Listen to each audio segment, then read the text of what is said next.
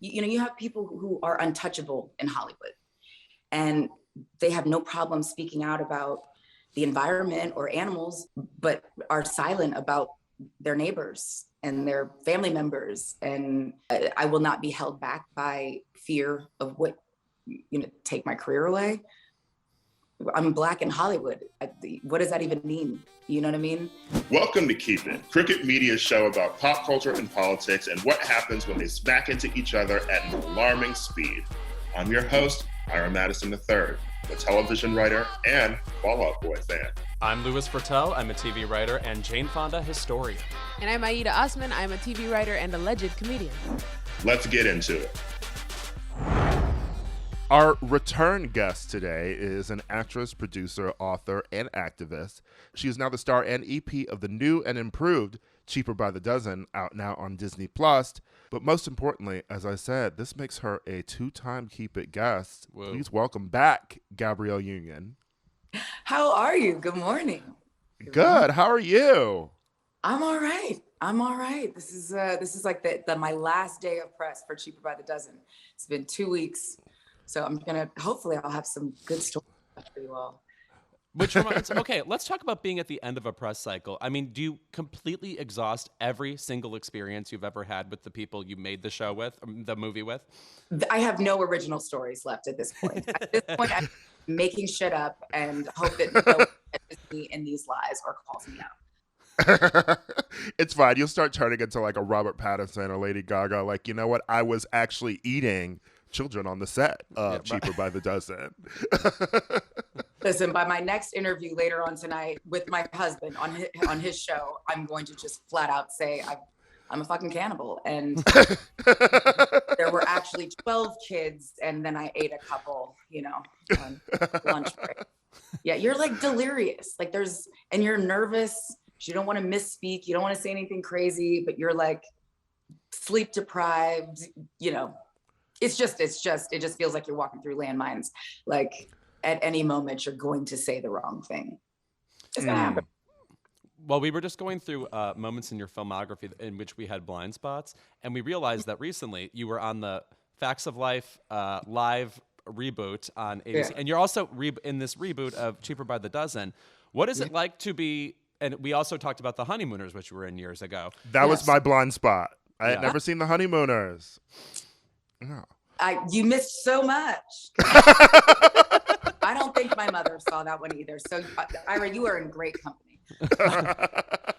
But what's it like to remake something that is like age old and beloved, and to put your stamp on it? Is that fun or daunting or what? It's always a little interesting because you never really know how people are going to react, because these are beloved projects. So you're like, oh, am I going to improve upon a brilliant piece that probably didn't need to be touched? Or am I? I don't know. We'll find out. So like with the Honeymooners, we did the Black remake of the Honeymooners set in Brooklyn, but we shot it in Ireland. And where there aren't Black people and what doesn't look like Brooklyn? Dublin, Ireland.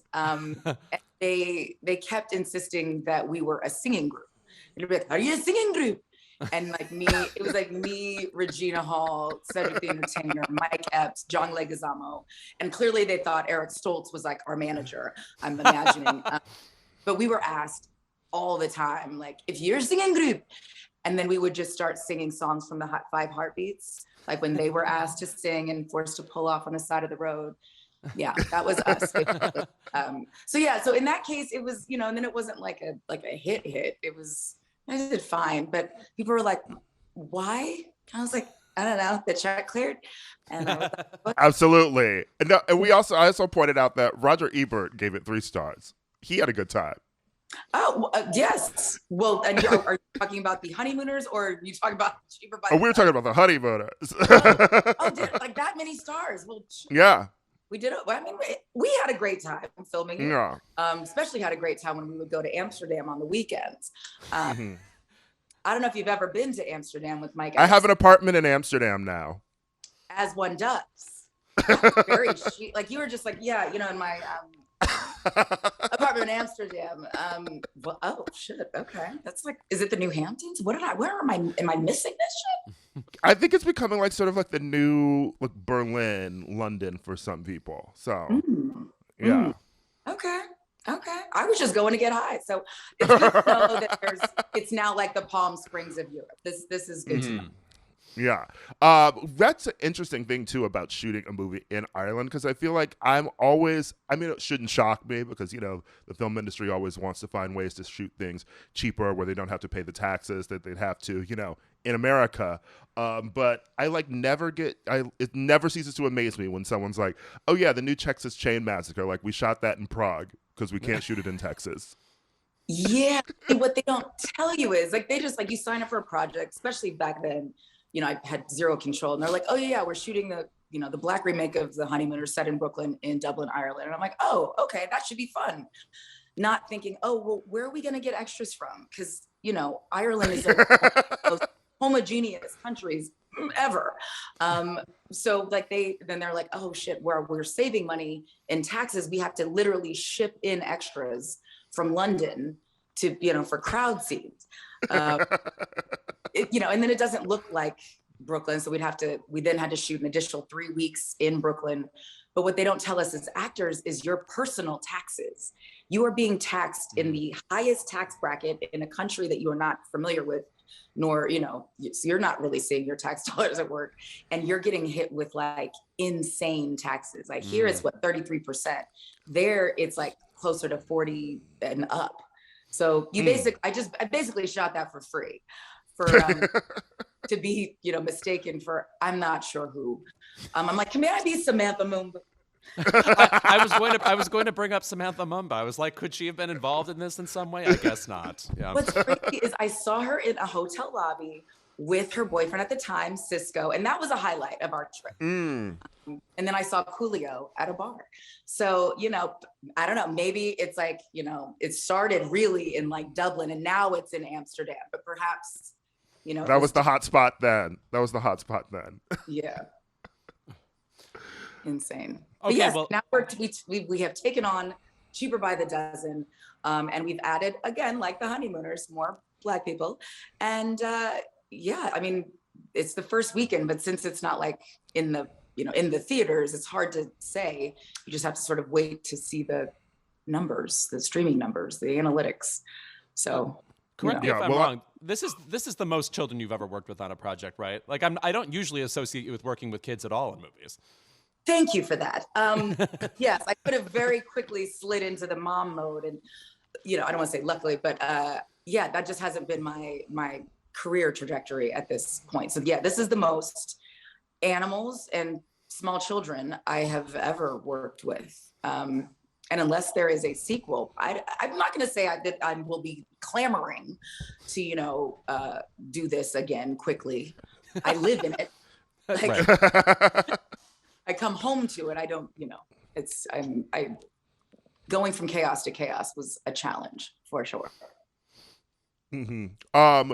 What's so interesting too about this movie is that like I watched it and I literally was taken right back to watching every Disney Channel original movie that I used to watch, and so like I thought it was really sweet, and I would say that it's funny when you do these remakes and then you come in with like preconceived notions, and I will say that what, by the end of the movie you had me convinced that you were in love with Zach Braff. So you did that. I mean, listen, it's weird because like you get cuts, especially during the pandemic. It's normally like you're kind of watching it with test audiences or at least other, people in the studio. But during the pandemic, you're getting these cuts and you're watching it at home. I'm looking at my makeup. I'm looking for continuity. I'm not really looking at it for how does this land? It's hard to tell. I shot it. I know where the jokes are. So it's not like I'm going to be surprised. I was there.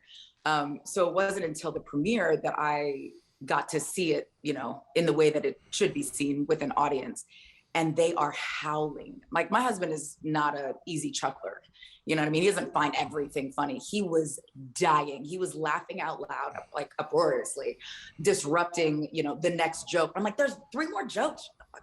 So like to entertain him as well as, Zaya, as well as Cobb, who's only 3. I was like, we might be onto something. I think this is going to do pretty well. This audience reaction is way more than I could have ever imagined. So yeah, we're proud of it. We're proud of it. I feel like you would also be a tough chuckle. What like actually makes you laugh to watch in a movie? I mean, one of my favorite all-time comedies is Talladega Nights, and interesting answer. But like anything Eddie Murphy, obviously. Like Life is like, it's Life and Boomerang are probably like my all-time favorite Eddie Murphy movies, comedies. But like back in the day, it was like The Incredible Shrinking Woman. I found to be like one of the most hilarious movies. You know, any Steve Martin movie, like The Jerk, like, you know, Blazing Saddles. Like I laugh at like the obvious shit, but also like Dave. Like I cringe at Dave. Abbott Elementary and Grand Crew have me dying.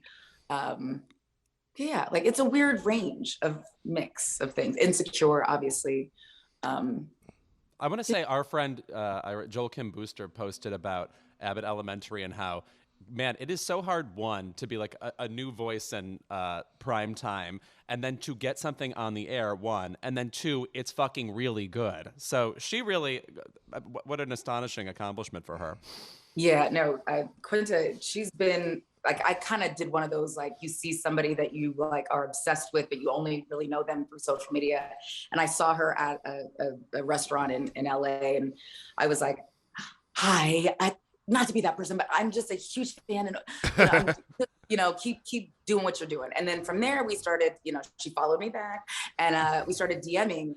And so when her book came out, she asked if I would blurb for her book.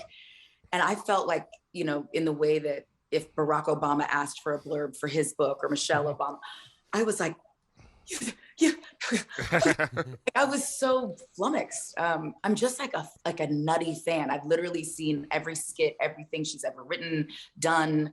And it seemed like you knew it was coming. And it's just like, will everyone else get it?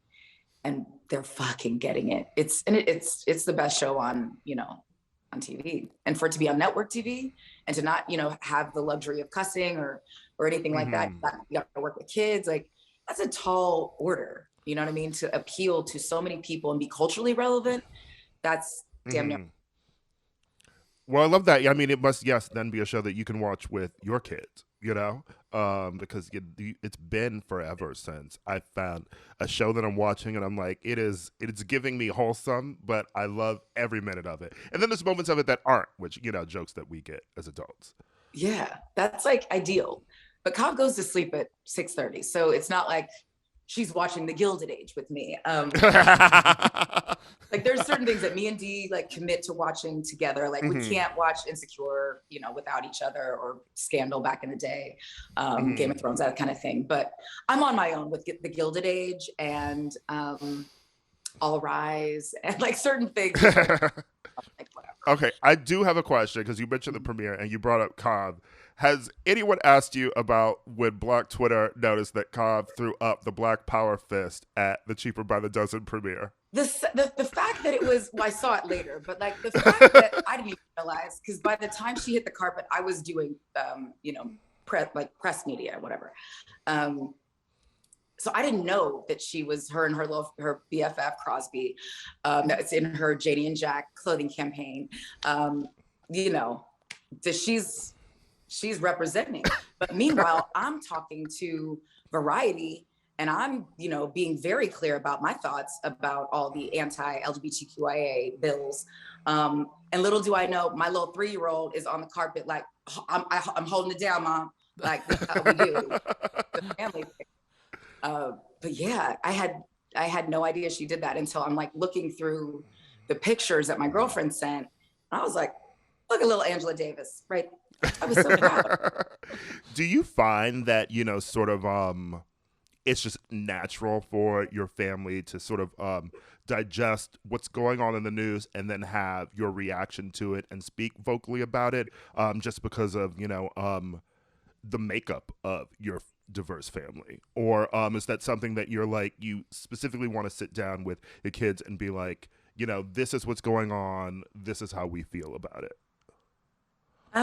Well, we have to talk to them about everything just for their personal safety, right? And they understand what they're up against in an age appropriate way. But at this point, like Zaya, she reads the things herself. You know, she's very much a student of history. She understands that shit is cyclical, and she's seeing the patterns, you know, of what happened previously in centuries ago, since the dawn of time.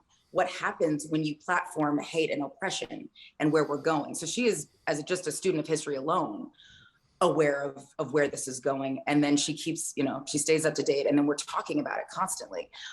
We ask her, how do you want us to show up and in what kind of way? And how do you think we can be more impactful? And we talk about it. And sometimes she reads us for filth, and sometimes she's like, well, maybe you should look at this study or look at this article. And I'm like, yes, can you send me the link? She's brilliant. I mean, the child wants to go to MIT. So that's what we're dealing with, like with Zaya. But like with Kav, you know, she's 3. But already it's like, you have to be super conscious. Like, I always thought I would raise a little mini me. And yes, you see her with the fist, but you also see her in a full Elsa gown at soccer practice, and wanting long blonde hair and being obsessed with Rapunzel. And I'm like, oh God, I've already lost. Oh my goodness, you know, and being frustrated with her girls. And so you have to do it. And if we have this platform and we are in a position to tell the truth, at some point, you gotta say, I think I have enough money or things or power that I can be honest. I don't know what that line in the sand is or how many billions some motherfuckers need to just tell the truth. Tell the truth, shame the devil. I don't know what that barometer is for everybody, but we hit that number a long time ago. Like, I was 19 when I sued my first company, when I realized that Payless Shoe Source, I positively identified the man who raped me after the first robbery and sent us a notice about a $10 pair of canvas shoes, but couldn't send us a notice that could, you know, save my life. So at 19, I made a decision about who I was going to be in this world and what I would stand for and not stand for. Obviously, it was at the darkest, lowest moment of my life, most terrifying moment of my life. But then moving forward, I just wasn't as afraid of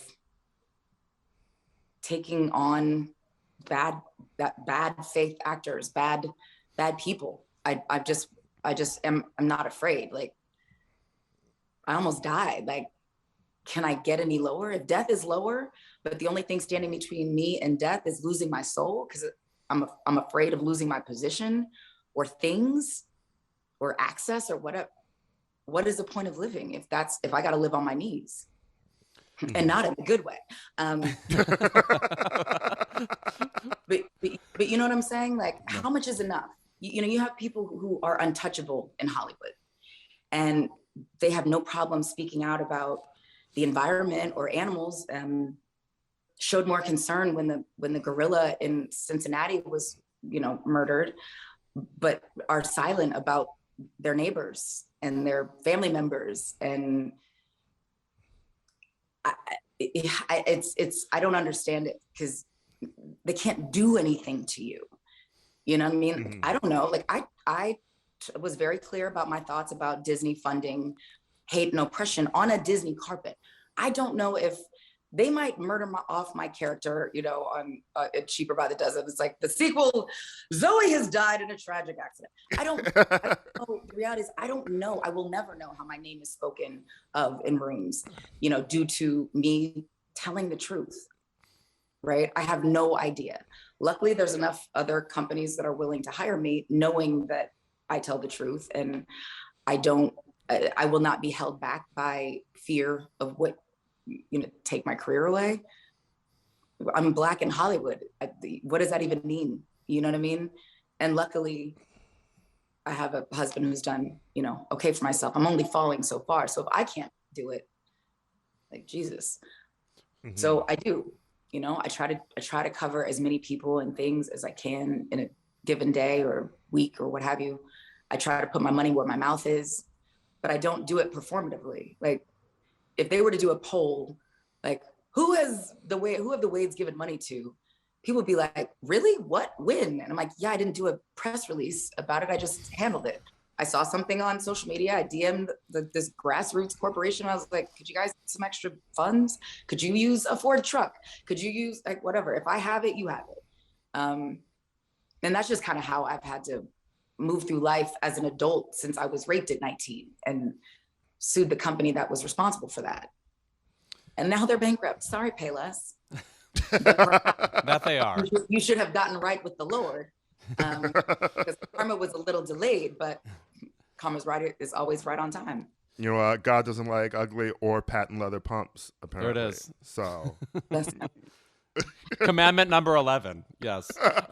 No. Also, Gabrielle, you have a quality where, I mean, you've been described as an activist. You obviously are, but there's also a quality about you.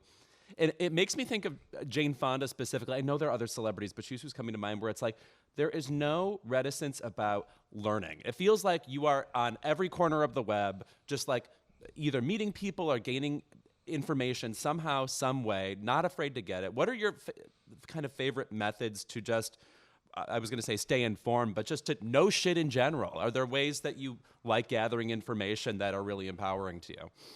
A number, I don't rely on one news source. I think you learn, well, so a hard head makes for a soft behind.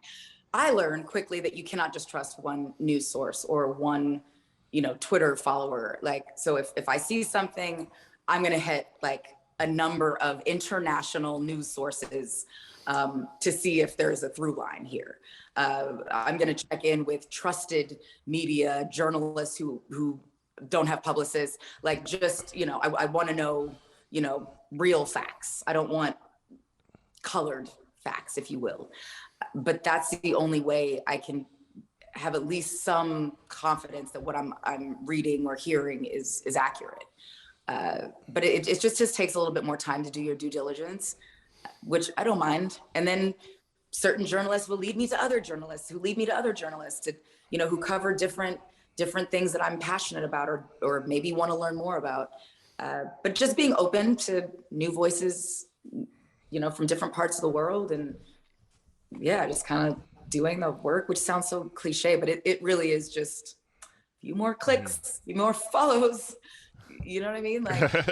Like perhaps I'm not going to be like, oh, somebody said the Queen of England is dead. And I'm just going to retweet that on just the strength of one website.